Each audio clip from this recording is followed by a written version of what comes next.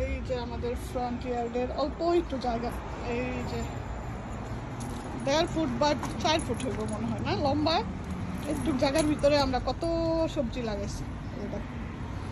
এটা ঢেঁড়স, এটা পুঁই শাক, এই যে এখানে হয়েছে করলা, ছবি দেখছি দেশি করলা, হয়েছে চাইনিজ করলা। আর এইতে এই যে শশা গাছ, শশা হওয়ার খবর নাই। এই যে লাউ গাছ, এই যে টমেটো গাছ, এই যে ঢেঁড়স, এই যে ঢেঁড়স গাছ আছে কয়েকটা। তারপর এই যে মরিচ গাছ, এগুলো আমি চারা ফুটাইছিলাম রসুনের দেরিতে। ঢেঁড়সগুলো দেখে অনেক খুশি লাগতেছে। আর এই যে টমেটো গাছ, টমেটো হয় না এখনো, একটু ঠান্ডা ঠান্ডা করলে হবে মনে হয়, দু একটা হয়েছে।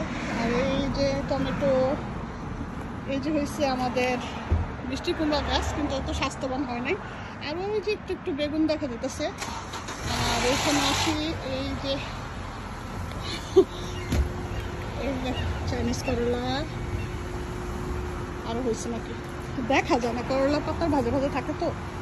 এই যে একটা দেখা যেতেছে, এই যে তারপর আসল জিনিস দেখা যেতে, দেখো লাউ ঝুলছে। কেউ নজর দিবা না, সবাই দোয়া করবা যেন ওই লাউগুলা বাঁচে। ওই যে প্রথম যেটা হয়েছিল ওইটা একটু মারা গেছে। আর এই যে কয়েকটা ঝুলছে, মাশাআল্লাহ মাশাআল্লাহ। সবাই দোয়া করবা আমার বাগানের সবজি যেন হয়, আর আমি সবাইকে দিয়ে শেয়ার করে খেতে পারি। ও এই যে এদিকে আবার হয়েছে 2টা করলা। এই চাইনিজ করলার ফলন ভালো হয়, কিন্তু দেশি করলার ফলন অত বেশি ভালো হয় না। আর আরেক পাশে যে দেখো পারতেছি কি হয়েছে, এই যে এখানে মাছের যে বক্সগুলো পাওয়া যায় না, ওগুলোর ভিতরে মাটি দিয়ে তারপরে আমরা লাগাইছি। এই যে এই টমেটো চারাগুলো আমি নিজে করছিলাম, ঘরে চারা ফুটাইছিলাম বিচি থেকে। আর এই যে হইতেছে। আর এখানে একটা মিষ্টি কুমড়া গাছ আছে। আর এই যে দেখো টমেটো গাছ, বেগুন, মানে চেষ্টা করছি আর কি। এখানে তো রোদ থাকে, এই জন্য এই যে বেগুন হইতেছে, এই গোল বেগুন,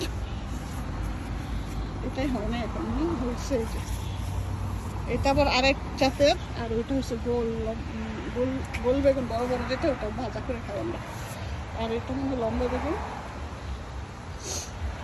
আর এই যে বিলাতি ধনেপাতা চাইনিজ দোকান থেকে কিনে আনছিলাম, সেগুলা গোড়াগুলা কাটতে লাগাই দিছি, এই যে হয়ে গেছে। আমি এর আগে 1 বছর রাখছিলাম, পরে কেন যেন পিঁপড়া আক্রমণ করে মারা ফেলছে। আর এই টমেটোগুলা তো মনে হইতেছে মাশাআল্লাহ বড় হইতেছে। বরফের দেশে চেয়ে বেশি আর সবজি লাগানো যায় না। আমার ব্যাকইয়ার্ডে আছে, ব্যাকইয়ার্ডে যায় আসলে কি ক্যামেরা ছাড়া যায় তো ভিডিও করা হয় না। তো যাই হোক, আমার ঢেঁড়স গাছগুলো দেখে বেশি ভালো লাগছে, দেশি ঢেঁড়স। তো ইচ্ছা থাকলে আসলে উপায় হয়। আমরা দুজনে অনেক কষ্ট করি এই বাগানের জন্য, সকাল বিকাল পানি দিতে হয়, সার দিতে হয়। তো এই ছিল আমার ছোট্ট একটা ভিডিও। সবাই ভালো থাকবেন, দেখা হবে পরের ভিডিওতে। আসসালামু আলাইকুম, আল্লাহ হাফেজ।